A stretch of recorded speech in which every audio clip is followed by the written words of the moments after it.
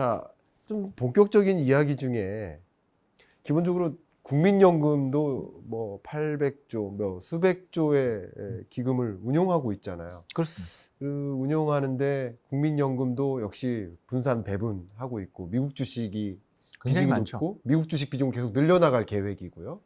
그런 관점에서 좀 질문을 드리고 싶은데요. 23년 미국 경제가 상당히 어두울 것으로 좀 보고 있습니다. 그렇게 전망을 하고 있는데 미국 주식에 투자하는 것이 그래도 적합할 것인가 하는 많은 사람들의 어떤 의문이 있을 수 있거든요. 어떻게 생각하십니까? 미국 시장 전체가 좋을 것 같지는 않아요. 네. 저는 테크 성장주에 대해서는 조심해야 된다. 네. 이유가 그 뭡니까? 두 가지 때문인데 첫 네. 번째는 되게 비싸다.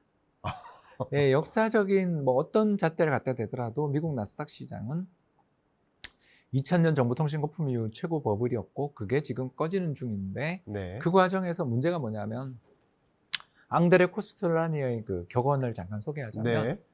호황에는 주식이 다수의 손에 들어가고 네. 불황에는 다수의 손에 있던 주식이 소수의 손에 집중된다. 이 앙드레 코스텔라니가 뼈 때리는 전문이죠, 이 사람. 헝가리 그 사람이라서 힘들어서 역발상 그런가 투자 봐요. 그 예, 의견이 좀 많이 매칭이 예, 되는. 제가 그래서 네. 이 사람을 좋아합니다. 그러시군요. 그래서 이 격언대로라면 재작년에 호황에 이른바 밈 주식 열풍 속에서 예, 또 로빈 후드 열풍 속에서 네. 너무나 많은 개인이 시장에 뛰어들었고 맞아요. 그분들이 이 어려운 장 속에서 아마 마진콜을 당했거나 네. 그러니까 반대 매매를 당했거나 아니면 네. 포지션을 청산하고 네. 있을 가능성이 되게 높다라는 거죠. 네. 그리고 그에 비해서 반대편에 있는 워렌 버핏 같은 사람들은 현금을 팍팍 줄이면서 사고 있더라고요. 네. 이제 곧 그 3분기 데이터도 나오겠지만 네. 이런 것들을 우리가 놓고 보면 지금 시장은 다수의 손에 주식이 엄청나게 들어가 있는 주식들은 조심해야 된다. 비쌀 것이고 네. 두 번째가 뭐냐 하면 많은 사람들이 물려있기 때문에 반등이 나올 때마다 매물이 그득그득 쌓여있을 가능성이 높다라는 거죠. 그 다른 편에는 저는 가치주를 주목하는데 네. 가치주는 일단 지난 10년 동안 시장에서 굉장히 힘들었고 네. 그런데 이 가치주들이 힘을 쓰는 장세의 특성이 뭐냐면 인플레가 날 때 가치주들이 좋죠. 네. 그러냐? 이제 네.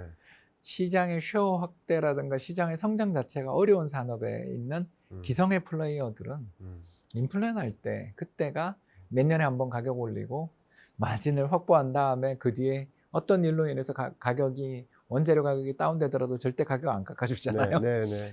갑자기 우리나라 라면 회사들이 떠오르죠. 그러니까 이런 스타일. 라면 가격 오르고 초코파이 가격 그러나 오르고. 밀가루 가격이 지금 거의 반토막 났는데 네, 국제 소금 가격이 반토막 났음에도 불구하고 아마 앞으로 라면 가격이 인하되는 일이 있겠는가? 네. 없죠. 네. 이게 가격 경직선들이 그럼요. 존재하는 산업들은 네. 그렇게 한번 크게 인플레가 난 다음에 그 가격이 유지되면 어마어마한 마진을 향유할 가능성들이 생기고 또 그런 기업들은 순자산 가치도 되게 많기 때문에 인플레가 날 때 자기들이 들고 있는 보유 부동산들을 활용할 수도 있고 현금도 되게 많아서 이자 소득도 높아지거든요. 네. 그리고 M&A도 또 참여하겠죠. 다각화의 붐들 이런 것들을 생각해 본다면 저는 미국 시장에서 코스트코 같은 기업들을 이제 좀 주목해 볼 필요가 있지 않냐. 브랜드 가치를 굉장히 가지고 있으면서 그 밸류에이션 레벨도 합리적이며 누구도 따를 수 없는 어떤 경쟁의 우위를 가지고 있는 해자나 뛰어난 경영진 등을 들고 있고 불황에도 강한 필수 소비재 관련돼 있는 기업들을 우리가 한번 따져보면 그런 기업들이 지금 굉장히 많거든요. 그러니까 아주 저평가된 레벨에 있는 그리고 좋은 브랜드를 가지고 있으면서도 싸게 거래되는 기업들을 지금은 좀 한번 볼 필요가 있잖아요. 한국에서는 아까 이야기했던 음식료 업종 같은 그런 업종들이 여기에 해당되겠죠. 미국장이 좋지 않겠지만 이런 영역은 투자할 만하다. 이런 투자 대상을 우리가 발굴해야 한다. 이런 메시지를 주시는 것 같습니다. 그래서 뭐 정리하면 value and quality라고 저희들이 부르는 스타일들이죠. 그렇죠. 그래서 투자의 스타일에서 놓고 보면 퀄리티라는 건 결국 이익의 안정성인 거고 그래서 이익의 변동성이 큰 기업들과 안정적인 기업들이 세상에 존재하고 또 싸냐 비싸냐의 그룹들이 존재하는데 싸면서도 이익의 안정성이 높은 기업들을 살 수 있는 기회는 불황이 아니고 못 사거든요. 그렇네. 그래서 말씀드리는 거죠. 그렇죠. 오히려 불황에서 좋은 기업을 발굴해서 투자 대상으로서 가지면 좋겠다라는 좋은 메시지를 주셨습니다. 이 책에서 또 강조하고 있는 여러 가지 이야기들이 있는데 그 이야기 중에 이 신호, 아마 이게 썸네일감이지 않을까. 이 신호 보이면 무조건 주식 담아야 한다. 예. 자, 이 신호 뭡니까? PBR 0.800 깨주면 들어갑니다. 여러분 적으셨죠? 예. 조금 구체적으로 첨언해 주시면 이게 감사하겠습니다. 이제 PBR이 뭐냐면 회사가 가지고 있는 어떤 기업이 가지고 있는 청산 가치. 청산가치. 이 회사 이제 사업 안 하겠어요. 주주들한테 다 돌려주겠어요. 네. 가끔 그런 일들이 맞아요. 벌어지죠. 네. 그럴 때 이제 주주들한테 배분되는 몫이 바로 순자산 가치라는 건데 BPS라 그러죠. 네. 그래서 북밸류보다 주가가 얼마나 싸냐 비싸냐를 측정한 것입니다. 물론 네. 개별 기업 단에서는 다 차이가 있어요. 네. 근데 이제 우리 전체 시장으로 놓고 봤을 때 우리나라는 역사적으로 평균이 1.1배, 그러니까 주당 순자산 가치가 코스피가 10,000원이라면 11,000원 정도에서 거래되는 나라입니다. 네. 근데 지난 25년, 그러니까 외환위기부터 지금까지를 살펴보면 5번 정도 0.8배까지 갑니다. 언제였냐면 97년 외환위기, 우리 다 알고 있죠. 네. 97년 외환위기는 뭐 피할 수가 없었습니다. 네. 그리고 두 번째가 언제였냐면 9.11 테러 때, 네. 2001년에 또 그런 일이 있었고, 맞아요. 그다음이 2008년 글로벌 금융위기, 네. 그리고 2018년, 19년에 미중 무역 분쟁에 따른 그때, 그리고 2020년 코로나 팬데믹. 음. 그러니까 5번에 걸쳐서 0.8배를 깬 적이 있습니다. 이게 무슨 말이냐면 주당 순자산 가치가 10,000원인데 8,000원 밑에 거래된 게 역사적으로 볼 때 한 5번 있었는데 이제 이번에 9월 30일 기준으로 6번째를 했습니다. 그러니까 불과 3년, 4년 사이에 0.9배, 0.8배라는 굉장히 흔하지 않은 주가 폭락이죠. 순자산 가치보다 20%나 할인된 가격에 주가가 거래된다? 이거 뭡니까? 시장에 상장되어 있는 기업들 다 망한다고 보는 사람들이 엄청 많지 않고선 그 주가를 갈 수가 없죠. 그렇죠. 근데 지금 0.8배가 깨졌더라고요.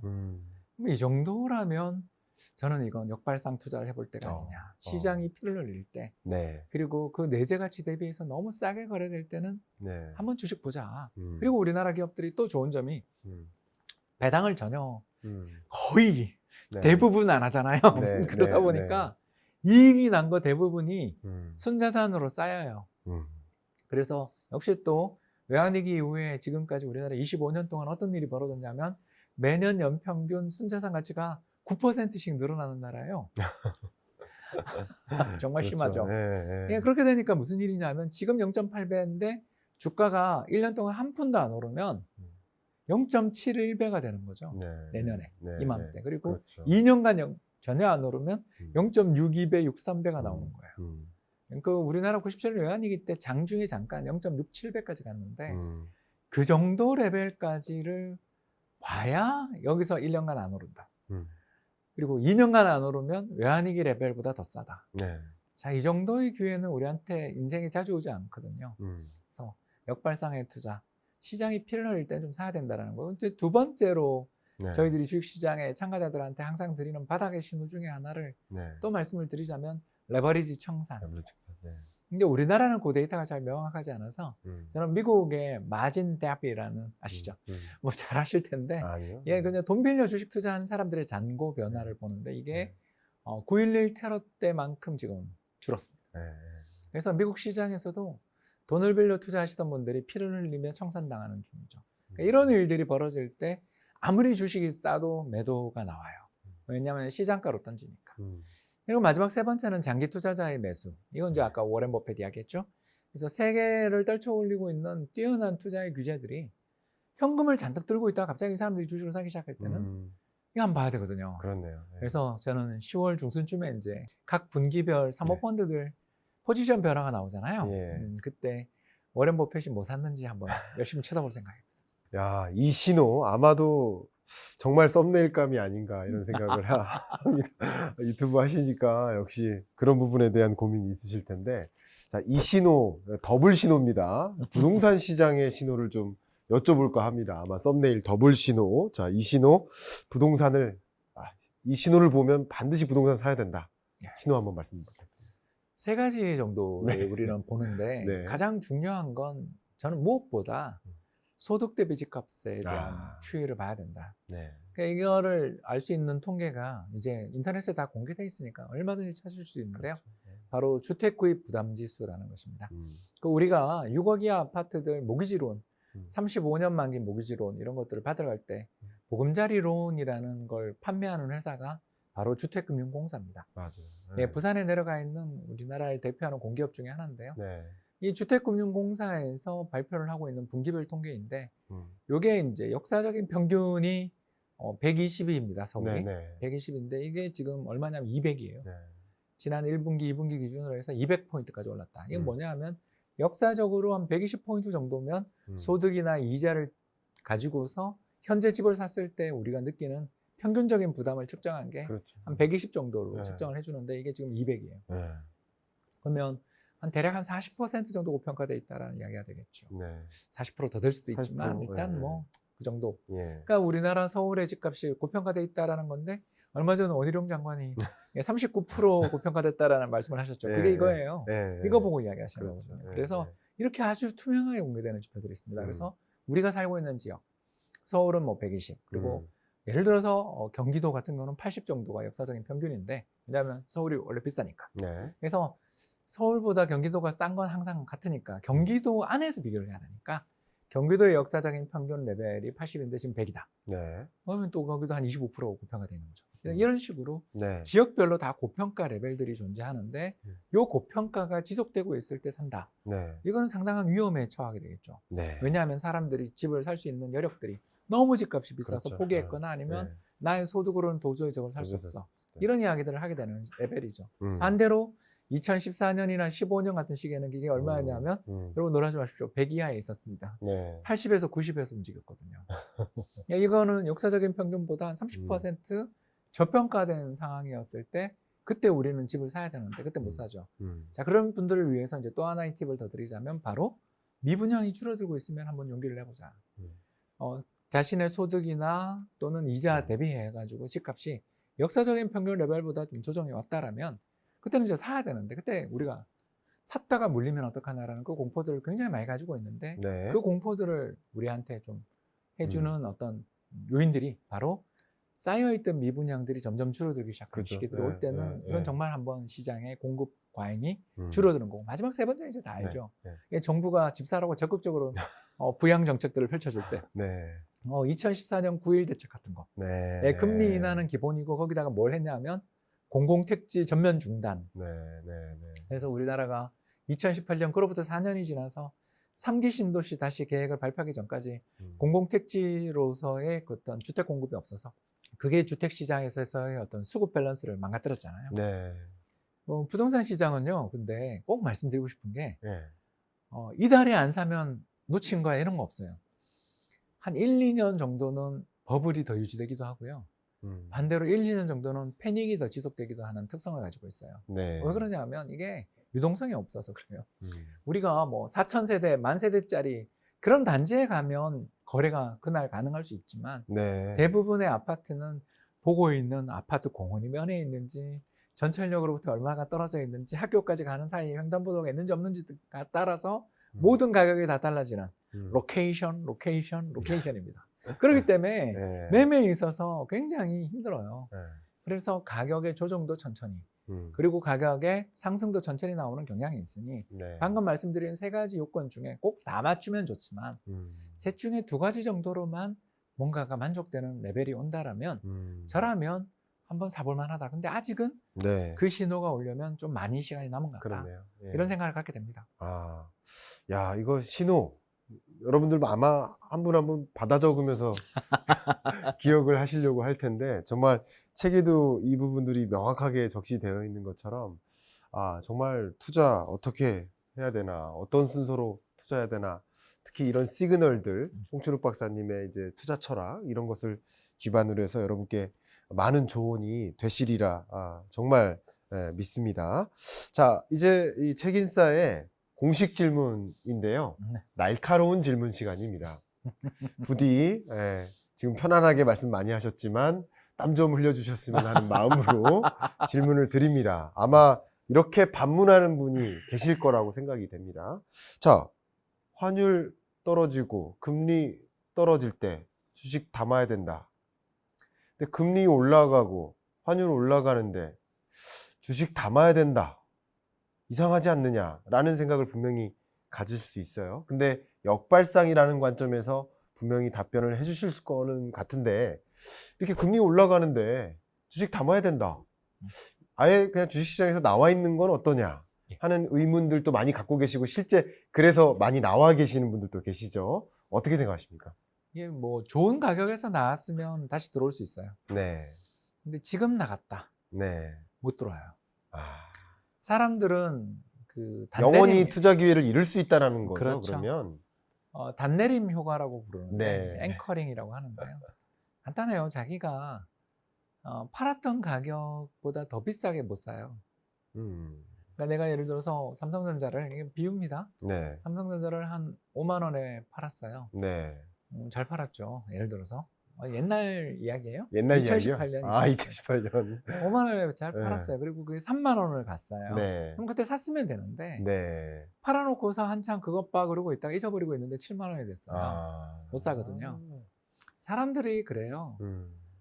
자꾸 자기가 샀던 원본 가격을 기억해요. 맞아요. 그리고 그 원본 가격을 기억하고 있다 보니까 예. 그 가격을 잊어버리지 않은 상태에서 매매가 참 쉽지 않아요.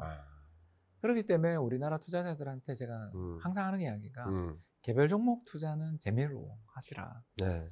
그리고 전체 시장을 사는 투자가 가장 그게 수익도 엄청나게 좋다. 네. 우리나라 시장은 오를 때 더블, 빠질 때 반토막이라서 그 시장의 흐름 속에서 물타기만 좀 제대로 하고, 또 시장 가격이 크게 올랐을 때 못 네. 오른 자산을 조금만 리밸런싱 헐어서 팔기만 해도 얼마든지 수익률이 좋아질 수 있는데, 꼭 자기가 샀던 가격들을 기억하고 있는 상태에서 그걸 바닥에서 처분해서 오를 때 또 기가 막히게 또 뭘 매매 안 된다.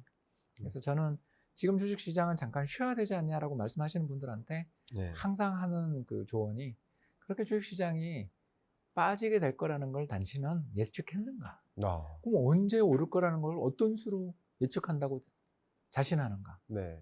작년 5월이, 지난 거 생각해 보면 작년 5월이 고점이었는데, 그렇죠.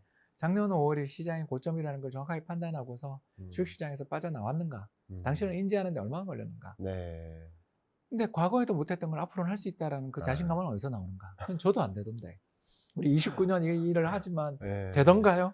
안 된단 말입니다. 왜냐하면 네. 버블은 생각보다 더 오래 가고 패닉은 우리의 예상보다 더 격렬하게 오는 경향이 있기 때문에 시장을 예측해서 맞춘다? 꿈이지만 대부분 맞췄다 하더라도 그건 운의 영역일 때가 많더라. 이 말씀을 좀 드리고 싶습니다. 네. 아마 충분히 우리 홍춘욱 박사님의 지금 답변 속에서 해안을 많이 찾으실 수 있지 않을까. 그럼에도 불구하고 주식 투자를 왜 해야 되는지 그런 것을 충분히 납득되게, 저도 지금 정말 고개가 끄덕여질 만큼 생각이 되셨을 것 같습니다. 제가 3가지 질문을 연달아서 드릴 작정입니다. 날카로운 질문이 결과적으로는 될 텐데 어떻게 당황하지 않고 답변하시는지 한번 여러분 지켜봐 주세요. 3가지 질문을 연달아 드릴 테니까 짧게 말씀 한번 부탁드립니다. 시장을 예상하시는데 그 예상이 많이 빗나가지 않으셨습니까? 빗나갔습니다. 네. 그런데도 우리는 시장을 예상해야 되는 겁니까? 그거는 어쩔 수 없는 본능인 것 같아요. 자, 그러면 이렇게 빗나갈 때 우리는 어떻게 대비해야 됩니까? 보험을 대비하는 드는 방법을 수밖에 여쭙고 싶어요. 네. 보험을 드는 수밖에 없다. 보험을 드는 수밖에 없다. 만해를 대비해서 아플 걸 생각해서는 실손보험을 들듯이 네. 우리 국내에 있는 한국 사람들의 소득과 지출을 대부분은 원화입니다. 네. 세계에서도 가장 프레자일한 통화 중에 하나인 코리아 원을 우리는 들고서 살고 맞아요. 있죠. 네. 그렇기 때문에 우리 입장에서 안티프레자일한 자산을 사야 된다.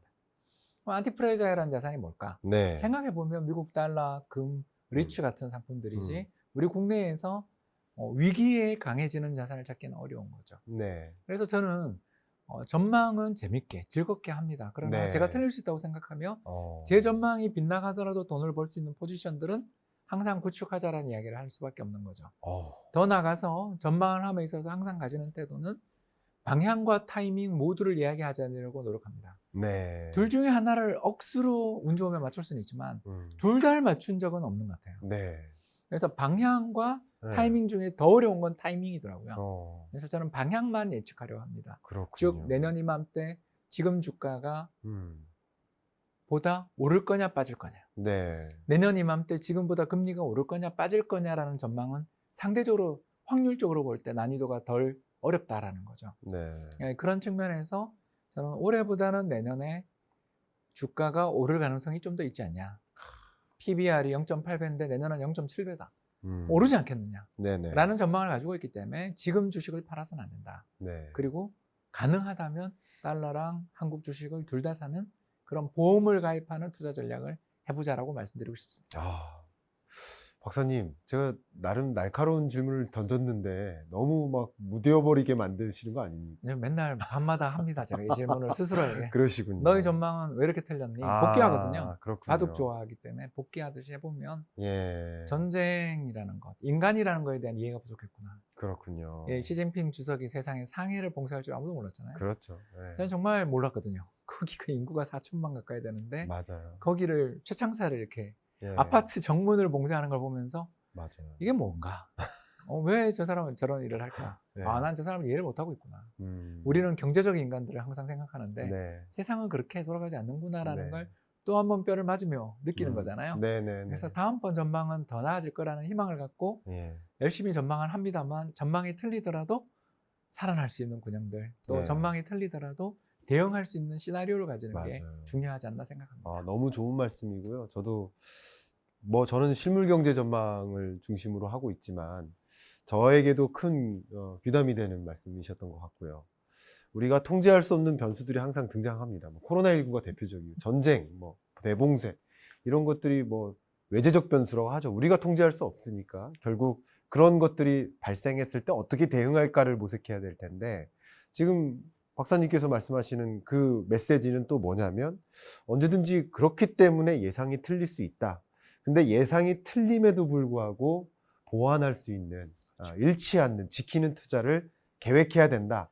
너무 뼈 때리는 말씀을 주셔서 제가 또 한 번 배우는 시간이 되는 것 같습니다.